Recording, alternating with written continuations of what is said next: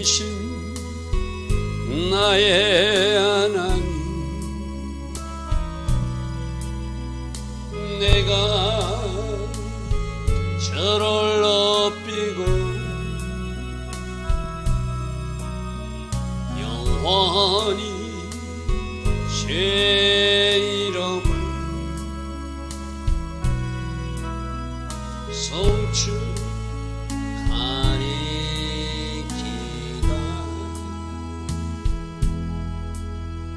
왕이신 나의 예수, 내가 저를 높이고 영원히 제 이름을 송축하리이다.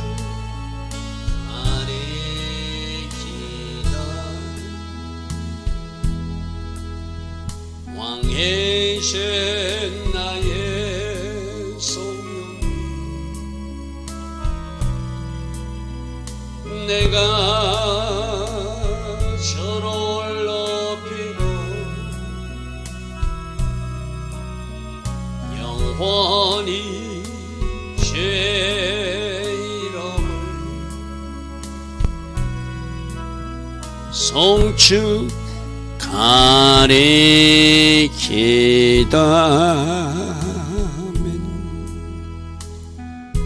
좋으신 아버지 하나님, 날마다 새벽 은혜 주시고 하루에 7시간 하나님을 예배하며 하나님 앞에 정렬할 수 있는 이 복, 이 은혜 주시니 감사합니다.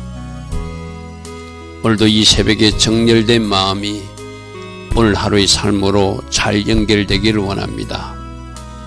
오직 말씀 정답으로 살아내게 하시고 성령님 주시는 그 감동과 인도 가운데 살게 하시고, 우리가 혹이라도 잘못 결정하거나 잘못 선택할 때 성령님께서 강권적으로 우리를 인도하셔서 하나님 기뻐하신 그 길로만 걸어갈 수 있는 그러한 하루가 꼭 되게 하여 주시옵소서. 지금까지도 주의 은혜로 살았습니다. 오늘도 하나님 주신 그 하늘의 은혜로 살기를 원합니다.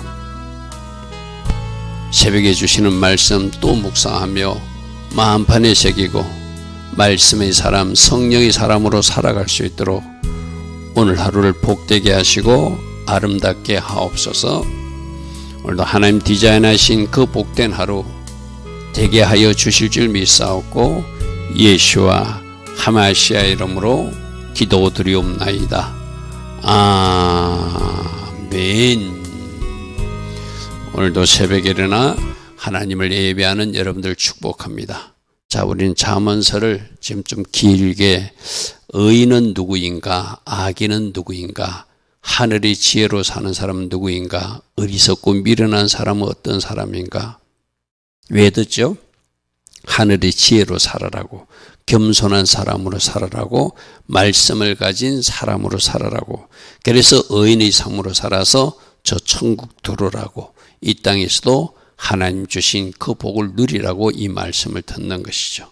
자, 오늘은 17장 14절부터 보겠습니다. 17장 14절입니다.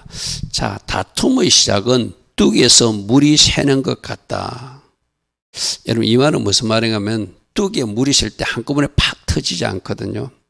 작은 실금 같은 작은 것으로 물이 새기 시작하다가 그것을 못 막으면은 그것이 점점 무너져 가지고 그 밑에 있는 말을 덮치고 홍수가 나고 이렇게 되죠. 그러니까 뭔가 초기 단계에서 뚝에 실금이 닿았을 때 작은 금이 나서 물이 졸졸 흐를 때 그때 막으면 되거든요. 그죠? 그때 멈추면 되거든요. 근데 그것을 발견하지 못하고 내버려 두면은 결국 그 뚝이 무너져서 그 밑에 있는 마을이나 도시가 범람하게 되는 것, 바로 그 이야기예요. 다툼도 작은 것으로 시작된다는 거예요.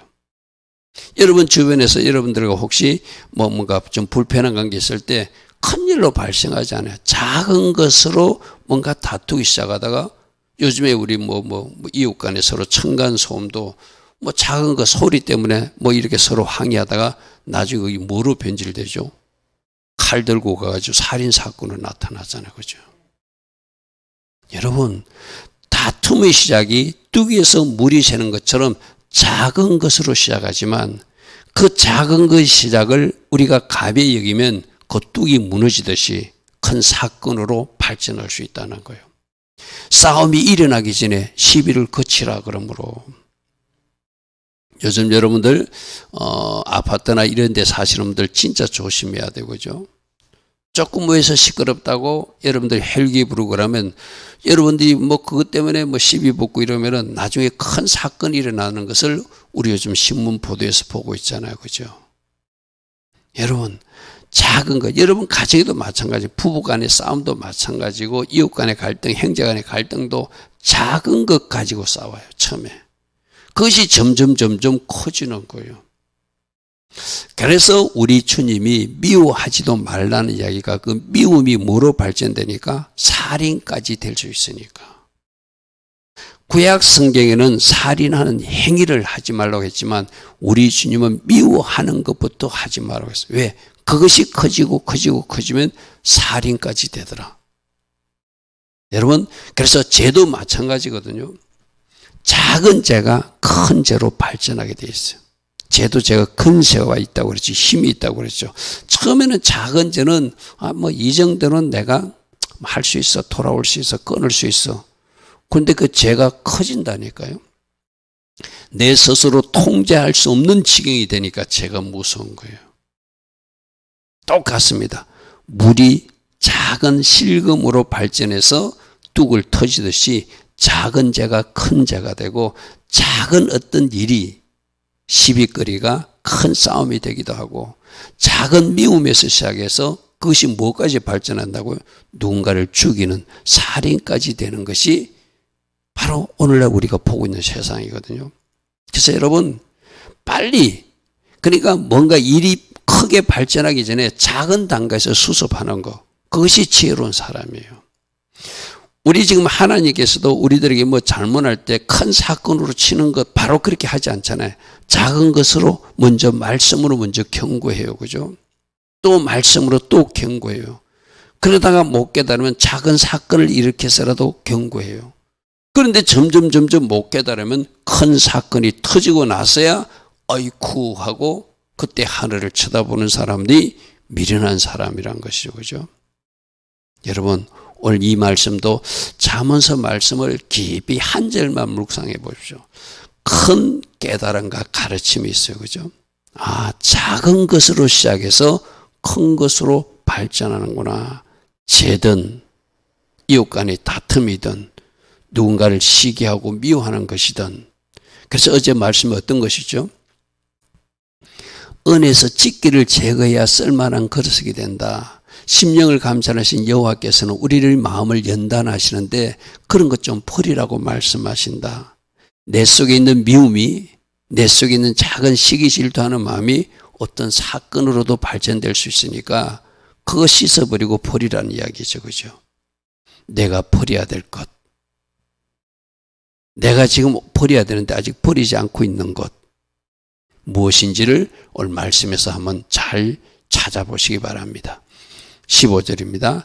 악인을 어렵다 하고 의인을 악하다는 이 두 사람 둘 다 틀렸다는 거죠. 그죠? 악인은 악인이고 의인은 의인이죠. 근데 우리가 살다 보면은 막 잘못된 사람을 맞다고 박수치고 옳다고 잘한다고 막 으쌰으쌰하고 잘 가고 있는 사람을 막 흠집을 찾아내가지고 공격하고 이게 오늘날 정치판에서 보여지는 일이죠. 그런데 이 두 사람 다 여호와께서 미워하는 사람들이래. 왜? 기준이 없기 때문에. 하나님은 공의로우신 하나님이라 의인은 의인이라고 말씀하시고 악인은 악인이라고 말씀하시고 미련한 자는 미련하다고 말씀하시고 정직한 자는 정직한 자, 바른 자라고 말씀하세요. 그죠?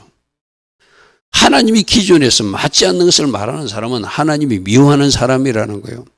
그래서 우리가 뒤에도 보지만 26절에 의인을 그래서 벌하는 것과 기인을 정직하다고 바르게 산다고 때리는 것은 선하지 못하다. 이 공평하지 못하다는 거예요.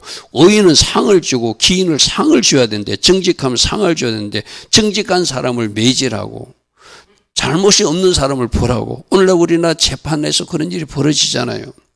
뭔가 잘못하고 있는 사람도 죄가 없다고 판결해주고, 또 뭔가 잘못하지 않는 사람들도 막 얽어매가지고 먼지 털어가지고 그 사람을 벌하는 세상. 이거 여호와 하나님께서 미워하시는 일이에요. 하늘에서 우리 하나님이 대한민국을 보고 오늘날 우리나라의 어떤 뭐 검찰이라든지 사법, 또 경찰, 뭐 수사기관이나 또 이렇게 판결하는 판사들을 보고 과연 이 나라 대한민국에 너희들이 공의롭다, 불의하지 않다 말할 수 있는가? 하나님이 불의하다면 불의한 것이죠. 그죠? 하나님이 옳다 해야지 오는 거죠. 오늘 분명히 말하잖아요. 어찌 악인을 어렵다 하고 의인을 악하다 하느냐. 이거 하나님께서 미워하신 일이다. 너희들 대한민국에서 이런 일이 벌어지고 있다는 것은 공의로우신 하나님의 판단으로 너희들은 하나님께 채찍 맞을 일이라는 거예요. 그럼 빨리 뭐 해야 되죠? 모두가 정상의 자리로 돌아가야 되겠죠. 우리부터. 적어도 교회에 있는 사람들, 말씀을 듣는 사람들이 악인을 어렵다고 의인을 악하다고 하고 쫓아다니면 그 사람들이 진짜 뭔가 잘못된 사람이죠. 제일 문제는 누구라고요? 교회 안에 말씀을 들었다 하는 사람들. 하나님이 누구인지도 알고 천국과 지옥에 대해서도 듣고 말씀의 정답을 그래도 한 번쯤은 들었던 사람이 들은 말씀을 제껴놓고 내 기준으로 내 소견에 옳은 대로 내가 막 옳다고 우기는 거. 이게 지금 어디서 벌어지는 대한민국 교회 안에서 벌어지는 일이에요. 우리 하나님이 정신 차려라. 그래서 지금 회개해야 된다. 너희들 악행을 회개하고 너희들이 스스로 하나님 앞에 겸손하게 나의 얼굴을 구하며 기도하면 나는 자비가 크신 은혜가 크신 하나님이라 너희들 죄를 용서할 것이고 너희들 대한민국도 고칠 것이니라. 그러나 너희들이 계속 불의한 상태로 가면 오늘 말씀에도 나오지 않았어요. 작은 것에서 큰 일이 벌어지듯이 작은 단계에서 막아야 된다. 더 큰 일이 일어나기 전에 막아야 된다. 우리 하나님은 계속 그렇게 우리에게 지금 말씀하고 있는 단계예요. 16절입니다. 미련한 자는 무지하거늘 손에 값을 가지고 지혜를 살해하면 어찌민가. 하늘의 지혜는 어떻게 원하는 것이죠? 내 거만함과 내 미련함을 인정하고 겸손하게 하나님 앞에 무릎을 나가서 하늘의 지혜를 원합니다. 겸손하게 갈망하는 마음으로 하나님 앞에 무릎 꿇고 구하는 것이 지혜지 돈으로 사는 거 아니잖아요. 그죠? 미련한 사람들은 뭐 그렇게 하려고 한다고 시도한다는, 그러니까 미련한 거예요. 하나님이 겸손해야 된다. 하나님이 메시지에 귀를 기울여야 된다. 너희가 원하는 거 듣지 말고 하늘의 음성을 듣고 하나님 원하시는 위치에서 겸손하게 무릎 꿇고 나도 하늘의 지혜를 원합니다 하면 주시는 하나님이라는 거죠. 그죠? 근데 미련한 사람들은 무지해서 돈으로 그 지혜를 산다고 생각한다는 거예요. 하나님은 지혜는 돈으로 사는 것이 아니라 겸손하게 하나님 앞에 무릎으로 나가서 그 갈망하는 마음으로 구하는 것이다. 오늘 우리에게 그렇게 말씀하세요. 17절. 친구는 사랑이 끊어지지 아니하고, 진짜 친구는 이급할 때 도와주는 것이 친구라는 거예요. 여러분에게는 이런 친구가 있습니까? 또 여러분들은 그런 친구가 되어 있습니까? 오늘 이 말씀으로 생각해 봐야 되죠. 진짜 친구는 어려울 때 도와주는 게 친구래요. 그럼 나에게 그런 친구들이 있는가? 또 나는 그런 친구로서 존재하고 있는가? 오늘 말씀에서 여러분 확인해 봐야 돼. 또 형제도 이급할 때를 위해서 낳았대. 여러분 이 말은 뭐죠? 형제간도 뭔가 상대방 형제가 자기 친척 그렇게 형제 자매가 어려움에 처하면 기꺼이 도와줄 수 있는 사람이 형제지. 그거 쳐다만 보고 있는 사람은 이웃보다 못하다는 거예요. 그죠? 여러분 세번역이 이렇게 말했습니다. 사랑이 언제나 끊어지지 않는 것이 친구이고 고난도 함께 나누도록 태어난 것이 혈육이다. 아멘. 자, 여러분, 이런 말씀들을 이제 나를 한번 상태봐요. 나에게는 이런 친구가 있고 나는 이런 친구로서 누군가에게 존재하는가 살펴봐야 되고, 나는 이런 형제로서, 나는 이런 혈육에서 나의 형제들과 같이 하는가 한번 살펴봐야 돼요. 나는 나고 너는 너로 살고 있는지, 아니면 우리 영성, 한 덩어리 영성으로 그렇게 살고 있는지, 이 말씀을 통해서 우리를 잘 돌아보라는 거예요. 사람들이 이렇게 하잖아요. 어때 자기에게 있던 이런 말씀이 탁 떨어지면 이런 말씀 조금 뭔가 좀 불편하면 피하여 간다고 그랬죠. 어제 말씀을 뭐라고 했죠? 내가 불편한 그 말씀을 들어야 된다. 그것이 내가 고쳐야 될 것이고 그 말씀을 내 삶에 적용하라고 계속 들려지거든요. 그러면 나는 과연 이 말씀이 지금 오늘 좀 불편해. 그럼 그 말씀을 내가 받아서 내가 친구가 어려우면 도와주는 위치에 서야 되고 혈육이 어려우면 도와주는 위치에 서는 자리로 가는 것, 그게 말씀을 듣는 사람이죠. 여러분, 이 말씀하고 18절하고 연결해 보십시오. 18절에 보증 서지 말라는 말이 있거든요. 그럼 친구가 진짜로 어려울 때, 형제가 진짜로 어려울 때 그것도 못 본 채 하라는 것은 아니라는 거죠. 내가 일체의 보증을 금지하는 것이 아니라 성급하게 경솔하게 하지 말라는 것이지, 하나님 앞에 기도했는데 하나님이 네 재산의 일정 범위에서 네가 보증을 서라고 그러면 내 재산을 깨서라도 도와줄 수 있는 게 친구고 진짜 형제죠. 그죠? 여러분 18절 보십시오. 지혜 없는 자는 남의 손을 잡고 그 이웃 앞에 보증을 세가지고 지혜 없는 사람 뭔가 일이 당한대요. 그런데 이 17절 말씀을 보면은 그 친구는 사랑이 끊어지지 않을 때, 이급할 때 사랑으로 도와주는 관계가 진짜 친구래. 형제도 이급할 때를 위해서 그 형제가 이급하면 도와주는 것이 형제래. 그럼 이 뭐라는 거예요? 내 집까지 완전히 무너져가면서 같이 막 하라는 것이 아니라 내가 할 수 있는 한에서는 도와주라는 것이 성경적 위치죠. 그죠? 여러분, 말씀을 우리가 잘 해야 돼요. 어떤 말씀은 18절 같은 말씀, 일체의 보증 서주지 말아 했어. 일체의 내 물질은 터치하면 안 돼. 그거는 굉장히 이기적인 발상이에요. 같이 살라고 말씀하시거든요. 우리로 살라고 말씀하시거든요. 그럼 나는 지금 우리로 살고 있는가? 가족관계도 마찬가지잖아요. 가족에서도 우리로 살고 있는가? 나는 나 혼자로 살고 있는가? 형제간에도 나는 나 혼자로 살고 있는가? 한 덩어리로 살고 있는가? 진짜 친구, 모든 여러분 세상 사람들 친구는 아니라 진짜 저렇게 위급할 때 도와줄 수 있는 진짜 친구가 나에게 있다면, 그 친구가 어렵다면 나는 그 친구에게 지금 어떻게 하고 있고, 또 나에게 그 친구는 나에게 어떻게 하고 있는지를 오늘 17절 18절 말씀에서 우리가 잘 살펴봐야 돼요. 자, 19절입니다. 다툼을 좋아하는 사람은 왜 다툴까요? 교만하니까 다투죠. 그죠? 그래서 다툼을 좋아하는 사람은 근본이 교만해서 다투는 거예요. 겸손한 사람은 절대 다투지 않습니다. 어제도 허물을 덮어주는 사람이라고 해서 그득그득 말하는 사람이 아니라고 그래서 그죠? 허물을 덮어주는 사람이 진짜지, 그득그득 말하면서 지적하고 공격하고 막 정죄하는 사람은 그런 뭔가 자기를 가지고 말하는 사람이잖아요. 그죠?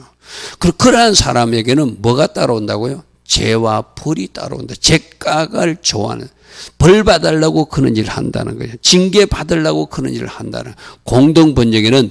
공동번역에는 그 다음 말씀, 그 다음에 자기 문을 높이는 자, 이 자기 문을 높이는 자도 그만한 사람을 말하거든. 공동번역에서는 앞자리에 서려고 하는 사람, 뭔가 자기가 뭔가 이렇게 존재함을 나타내고자 하는 사람은 결국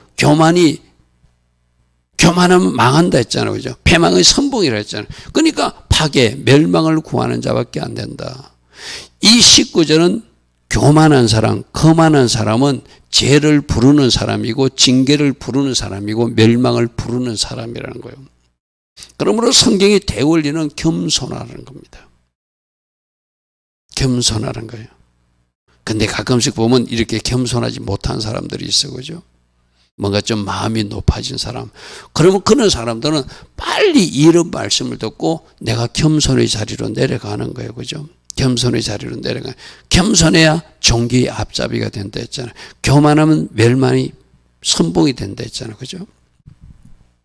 내가 겸손한지, 나는 거만하고 교만한 사람이지. 교만한 사람이 뭐죠? 말씀보다 높아진 사람. 어떤 말씀이 있으면 그 말씀 아래로 자기가 내려가야 되는데 자기의 기준이 말씀보다 높아가지고 말씀을 제껴놓고 사는 사람들이 교만한 사람이죠. 자, 20절입니다. 마음이 굽은 사람은 복을 얻지 못한다. 그거 당연하죠. 그죠? 마음이 삐뚤어지는데 어찌 하나님이 복이 임하겠어요. 그죠? 우리말 성경을 보니까 이걸 사악한 마음을 가진 사람, 사악한 마음을 가진 사람은 잘 될 리가 없다. 이렇게 표현해 놨어요. 그리고 해가 폐역한 자는 거짓말하는 해를 가진 사람은 고난에 빠지게 된다. 왜? 심은 대로 거두니까. 여러분, 내가 거짓말해서 누군가를 속였어요. 그러면 하나님은 그 사람을 또 누군가에게 속게 만드시는 분이 하나님이시죠. 그죠? 여러분, 야곱이 거짓말을 잘하니까 거짓말 잘하는 예삼촌 집에 보내잖아요. 그죠? 그 예삼촌 라반이 막 품삯도 주지 않고 20년 동안 잡아놓고 일 시키려고 거짓말하고 이랬잖아요. 그죠? 그 외삼촌도 나중에 누구에게 속임을 당하죠? 그 딸 라헬에게 또 속지요. 그죠? 드라빔 훔쳐갖고 나오는데 핑계를 대니까 또 그렇게 하나님은 그렇게 하게 하시는 거예요. 왜? 속였으니까 속게 만들고 속였으니까 또 속게 만드는 거죠. 그죠? 그러니까 해가 폐역한 자, 거짓말을 하는 해를 가진 사람은 고난에 빠지게 하고 재앙에 빠지게 해서 심은 것을 먹고 마시게 만든다는 거예요. 그러므로 마음이 굽었느냐, 마음이 삐뚤어지면 안 된다. 해가 폐역하느냐, 해가 그렇게 하면 안 된다. 하나님 기뻐하신 입을 가지고 어려운 말, 온순한 말, 누군가의 위로가 되는 말, 살리는 말, 축복의 말, 믿음의 말, 긍정의 말, 이런 말을 해야 된다. 우리가 지금 계속 듣고 있는 말씀이잖아요. 그죠? 21절. 미련한 자를 낳는 자는 근심을 당해. 이 미련한 자식을 낳은 사람은 그 자식 때문에 근심하게 된다는 거예요. 그래서 미련한 자의 아버지는 낙이 없다는 거예요. 자, 이런 말씀도 잘 생각해야 돼요. 이 모든 것이 자식의 잘못일까요? 우리 앞에서 6절에서 주님 안에서 잘 양육된 자녀들, 후손들, 손자는 그 할아버지 면류관이라고 그랬어요. 그죠? 그러니까 할아버지가 기도하고 믿음의 유산을 물려주니까 아버지도 잘 믿음의 유산을 물려받았고 그 아버지가 자식에게 잘 물려줘서 믿음으로 잘 세워진 가정들은 그 어르신의 자랑이라는 그 후손들이, 또 신앙의 모범이 된 아버지는 자식들의 자랑이라는 거예요. 이게 이상적인 모습이죠. 우리 앞에 6절에서 살펴봤잖아요. 그죠? 6절에서 살펴봤거든. 어떤 게, 부모로부터 좋은 것을 물려줘서 그렇게 영적으로 아름답게 세워진 가정이 상호간의 자랑이 되는, 할렐루야 아멘. 저 모습이 우리들의 가정의 모습이 꼭 돼야 돼. 그죠? 근데 저기서 미련한 자를 낳은 자는 그 자녀 때문에 근심을 당한다는 것은 전적으로 그 자녀 문제는 아니라는 거예요. 물론 잘못된 자녀도 있겠지만 여러분들이 자녀를 키워보면 알 거예요. 그죠? 저 아이가 꼭 저런 잘못된 모습이 누구 모습 닮았죠? 내 모습 닮은 것 같은 거예요. 그래서 막 화가 날 때가 있잖아요. 그죠? 이거는 어쩔 수 없거든요. 내가 물려준 것을 저 아이들이 후천적으로 갖는 것도 있어요. 그러나 선천적으로 부모의 어떤 성품이나 신앙적 유산을 받게 되는 것이 자녀들의 모습이거든요. 엄마, 아버지가 하나님 앞에 바르게 서면 자녀들은 바르게 서게 됩니다. 그죠? 자, 이 말씀을 저 못된 자식 할 것이 아니라 저 못됨이 누구로부터 물려받았는가? 나의 잘못된 성품 가운데서 저 아이가 저 성품이 나타나면 내가 회개해야죠. 내가 물려줬는데. 그죠? 우리 말씀을 우리는 어떨 때 자꾸 자기는 비껴가요.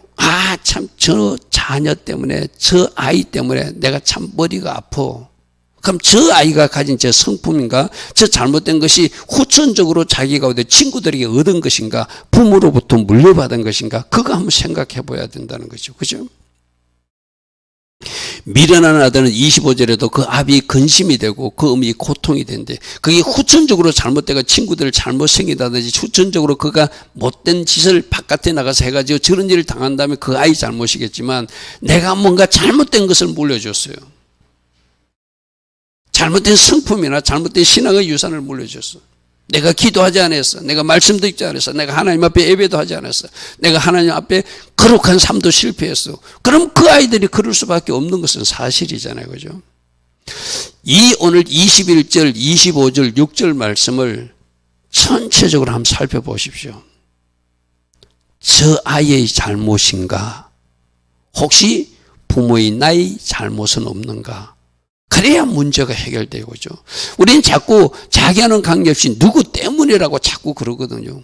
그러지 마시고 정직하게 말씀의 거울에 비춰서 저 아이가 나의 잘못된 성품을 닮아서 나의 그 잘못된 어떤 마음을 저 아이도 똑같이 품고 사네. 그럼 내가 회개하면서 혹시 또 우리가 부모들이 자식들에게 잘못해가지고 저 아이가 삐뚤어진 것 같으면 어떻게 해야 되죠? 무릎 꿇고 그 아이들에게 사과부터 해야 되겠죠. 그렇죠? 아마 그런 부모님들이 분명히 있을 겁니다. 아이들에게 어떤 사건이나 일로 상처를 줘서 아이들이 저렇게 삐뚤어 나간 것은 후천적으로 생긴 일이잖아요. 그죠? 그럼 그 아이와 1대1로 만나서 그 부분을 사과하고 용서를 구하고 그 아이 상처가 치유되어서 회복되어서 바르게 서게 하는 것, 이것도 부모가 할 일이다. 그죠? 오늘 우리들 가정의 자녀의 모습과 부모의 모습을 21절, 25절, 6절 말씀을 같이 쭉 묵상하면서 그 원인이 뭔가, 나의 잘못이라면 내가 회개하고 사과해야 될 것이고, 그 아이가 후천적으로 뭐가 잘못하고 있다면 내가 이제라도 기도하고 내가 그 아이를 위해서 믿음의 유산을 더 물려줄 수 있는, 더 깊은 우물을 팔 수 있는 부모가 된다면, 기도하는 어머니 때문이라도, 기도하는 아버지 때문이라도 그 자녀는 바르게 세워질 줄 믿습니다. 아멘. 오늘 이 말씀도 그렇게 우리가 같이 살피시기 바랍니다. 22절, 마음의 즐거움은 양약이라도 심령의 근심은 뼈를 마르게 한다. 우리 15장 13절에도 마음의 즐거움이 얼굴을 빛나게 하지만 마음의 금성은 심령을 상하게 한다. 그래서 우리 하나님이 우리 보고 기뻐하고 또 기뻐하라고 말씀하시는데, 내가 기뻐할 수 없는 환경 속에서도 기뻐할 수 있는 비밀이 있다고 그래서 그죠? 내가 성령 충만의 복을 받으면은 우리에게 희락이라고 하는 열매를 주세요. 도저히 기뻐할 수 없는데도 하나님 나에게 기쁨을 주세요. 근데 여러분들이 지금 어떤 환경이나 어떤 상황 때문에 여러분 얼굴이 펴지지 못했다면은, 여러분 환경을 펴달라, 그것도 기도하시되 여러분이 성령 충만을 먼저 구하십시오. 그래서 힘들고 어려운 환경 속에서도 내 얼굴이 펴진 사람, 그 사람이 진짜 하나님의 자녀라 할 수 있겠죠. 내가 마음이 즐거워야지, 내가 마음이 즐거워야지, 기뻐야지 뭔가 내 속에서 좋은 에너지가 나오죠. 그죠? 근데 내가 맨날 근심, 걱정, 염려 뭐 이런 거로 내 마음이 푹 꺼져 있으면은 그는 올바른 자녀의 모습은 아니라고 생각해요. 그죠? 여러분 환경보다도 더 크신 하나님, 성령 충만을 부음받으시고 그 환경과 어려움보다도 더 크신 하나님 때문에 기뻐 춤출 수 있는 사람. 여러분, 우리가 시편에서 살펴봤잖아요. 어떤 문제가 있어서 하나님 앞에서 울러 나왔어요. 울기 위해서 나왔어요. 하나님 앞에 울다 보면 하나님 앞에서 하나님은 울고 나가게 하시는 하나님 아니라 춤추며 찬양하며 나가게 하시는 하나님이라고 우리는 시편 말씀에서 계속 들었어요. 그죠? 누군가는 이 종의 설교를 인터넷으로 듣고 그 말씀의 위로를 받았다고 저에게 어떤 연락이 온 어떤 집사님 이야기도 있거든요. 우리 성도님들도 그래야 돼요. 울 일이 있습니까? 슬퍼할 일이 있습니까? 좀 마음 상한 일이 있습니까? 하나님 앞에 무릎으로 나가면 춤추게 만드신 하나님, 찬양하게 만드신 하나님, 그 하나님을 꼭 만나시는 여러분들을 축복합니다. 23절, 악인은 사람 품에서, 이 사람 품에서 몰래 한다는 이야기예요. 악인들은 몰래 우리말 번역은 남몰래 뇌물을 받고 재판을 굳게 한대요. 우리나라에도 이런 불의한 재판관들이 분명히 있다고 저는 생각해요. 이 불의한 재판관에 대해서는 누가 심판하실까요? 모든 것을 보고 계신 하나님께서 공의로우신 하나님께서 그들이 회개치 않는다면 하나님께서 그들을 꼭 심판하실 것입니다. 그죠? 그러니까 악인들은 뇌물을 받고, 저게 꼭 돈뿐만 아니라 어떤 자리를 보장받고 어떤 자기의 어떤 개인적 이익을 위해서 저렇게 뇌물을 받고 뭔가 판결을 붙게 하는 이 땅의 재판관들, 그들이 만약 교회 안에 집사라면, 그들이 만약 교회 안에 장로라면 더 특별히 회개할 일이죠. 그죠? 진짜 장로가 되고 진짜 집사가 돼야 되겠죠. 나는 우리 교회 안에 성도님들만이라도 진짜가 되면 이 나라는 바꿔진다고 믿는 목사거든요. 목사도 진짜가 되고 전도사도 진짜가 되고 장로도 권사도 집사도 진짜, 성도님들도 진짜 크리스찬이 되면 이 나라는 반드시 바뀌어진다고 생각해요. 근데 진짜보다 가짜가 많은 것이 문제라는 것이죠. 자, 24절입니다.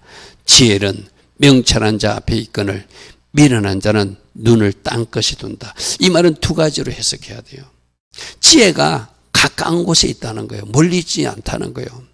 여러분들이 무릎만 꿇으면 바로 그곳에서 하나님께서 우리에게 지혜를 부어주셔요. 근데 미련한 사람은 그 가까운 데 있는 지혜를 놔두고 멀리 찾아다니는 사람이, 엉뚱한 곳으로 찾아다니는 사람이 미련한 사람이라는 거예요. 그 엉뚱한 것이 뭐죠? 하나님 앞에 나가야 지혜를 주는데 저 세상에 나가서 지혜를 구하는 사람, 또 세상 것을 찾아다니서 땅 것으로 헤매는 사람, 그들이 미련한 사람이라. 여러분, 지혜는 어디 있다? 바로 앞에 있어요. 여러분들이 무릎 꿇으면, 그리고 하늘을 쳐다보면 하늘에서 그 지혜가 부어지는 거거든요. 우리 성도님들은 어디서 지혜를 얻죠? 말씀 속에서 지혜를 얻잖아요. 그죠? 멀리 있는 거 아니에요. 여러분들이 미국 갈 필요도 없고 아프리카 갈 필요도 없고 저 세상 멀리 갈 필요도 없어요. 바로 여러분 앞에 지혜가 있어요. 그죠?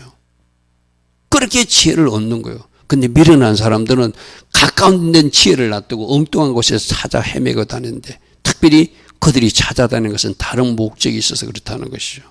세상 것을 더 좋아하고 이것보다 저것이 더 낫다고 생각하고 쫓아다니는데 그것이 진짜가 아니라는 거예요. 값진 보화는 내 앞에 있는데, 할렐루야 하면 값진 보물은 내 앞에 있는데 그것을 모르는 사람이 바로 그들이라는 것이죠. 자, 25절. 미련한 아들은 그 압이 근심이 되고 금이 고통이 된다. 우리 앞에서 살펴보았어. 그죠? 똑같이 과연 이건 부모하고 자식이 서로 생각해 봐야 돼요. 이것이 어디서부터 출발했는가? 후천적인가 선천적인 것인가? 엄마의 기도나 아빠의 기도가 부족하지는 않았는가? 우리는 항상 그렇게 생각해야 된다고 그래서. 그죠? 자, 26절 말씀 봅니다. 의인을 벌하는 것과 기인을 정직하다고 때리는 것, 이것도 우리 15절에서 보았어. 그죠? 악인을 어렵다고 의인을 악하다고 하는 이 두 사람은 하나님 미워하시는 것이다. 그런데 의인을 벌하고 정직한 기인을 때리는 것은 잘못된 것이다. 선하지 못하다. 하나님이, 공의로우신 하나님이 이 일을 기뻐하지 않는다. 이 일이 지속된다면, 이 나라에서도 이것이 지속된다면 하나님은 이 불의함을 심판하실 것이다. 이게 앞에서 우리 살펴본 말씀이에요. 그죠? 자, 27절. 말을 아끼는 자가 지식이 있고 성품이 냉철한 자가 명철하다. 우리 잠언서 10장 19절에 말이 많으면 허물을 면하기 어려우나 그 입술을 제어하고 통제하는 사람이 지혜가 있다. 그래서 내가 하는 말을 여러분들 함부로 생각나는 대로 막 내뱉지 말고 한 번쯤 생각해 보라는 거예요. 이것이 때에 맞는 말인가? 이것이 저 사람에게 유익한 말인가? 성령님, 내가 누군가를 오늘 만나게 돼 있는데 그 만나는 사람에게 내 말을 하지 않게 하시고 성령님께서 주시는 그 말을 제가 하게 하옵소서. 여러분 기도하고 만나보십시오. 하나님이 여러분 입술을 다스려 주십니다. 그죠? 그래서 함부로 말해가지고 뭔가 여러분이 실수하거나 뭔가 여러분이 잘못된 말로 오히려 그들을 위로하는 것이 아니라 상처가 되게 한다면 그런 뭐가 잘못됐겠죠. 그래서 말이 많으면 허물을 면키 어렵다. 말을 아끼는 사람이 지혜가 있는 사람이다. 입술을 제어하는 사람이 지혜가 있는 사람이다. 나의 말 잘 오늘도 살피기를 바랍니다. 그래서 미련한 사람이라도 입을 다물면 지혜로운 자처럼 보이고 그 입술을 닫으면 슬기로운 자로 여겨진다. 이게 뭐 좋은 현상은 아니지만 입을 잘 통제하는 사람이 지혜롭고 슬기로운 사람이라는 의미를 저렇게 또 연결해서 27절과 같이 말했겠죠. 그죠? 우리 잠언서에서는 계속 반복적으로 우리에게 말씀하는 부분이 있습니다. 입의 사용에 대해서. 우리 입을 어떻게 사용할 것인가? 여러분 입을 잘 한번 살펴보시고 오늘 또 나오신 말씀, 나는 의인을 어렵다고 말하고 있고 악인을 악인이라고 말하는 분명한 기준이 있는 사람인가? 그 기준이 없어서 엉뚱한 것에 박수친 사람이 아닌가? 나에게는 진짜 내 몸을 아끼지 않고 사랑할 친구가 있고 내 모든 것을 같이 나눌 수 있는 형제가 있는가? 이런 말씀들을 오늘 참 말씀 속에서 잘 살피시기 바랍니다. 좋으신 아버지 하나님, 항상 말씀은 우리로 이 말씀의 거울에 비추어 보라고 말씀을 주십니다. 이 말씀 부분에서 우리가 고칠 부분이 보여지는 것, 말씀의 정답으로 돌아가서 고쳐지게 하시고, 잘하고 있는 영역들은 또 이 말씀을 먹었기에 더 잘할 수 있는 하나님의 사람으로 살게 하옵소서.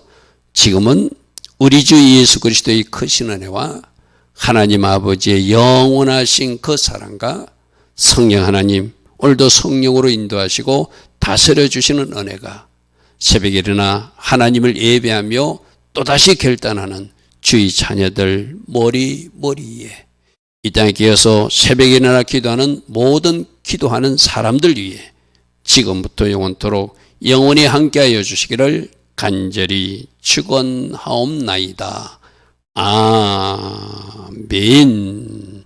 주님 감사합니다. 주님 감사합니다. 잠언서 말씀을 날마다 반복해서 듣게 하시니 감사합니다. 우리들 자신을 살피는 말씀 되게 하시고 말씀의 거울에 내 자신이 비추어졌다면 부족한 것은 바르게 고쳐나가게 하시고 잘하고 있는 영역들은 성령 하나님이 도우심으로 더 잘할 수 있는 말씀의 사람, 성령의 사람으로 살게 하옵소서. 주님 감사합니다. 주님 감사합니다.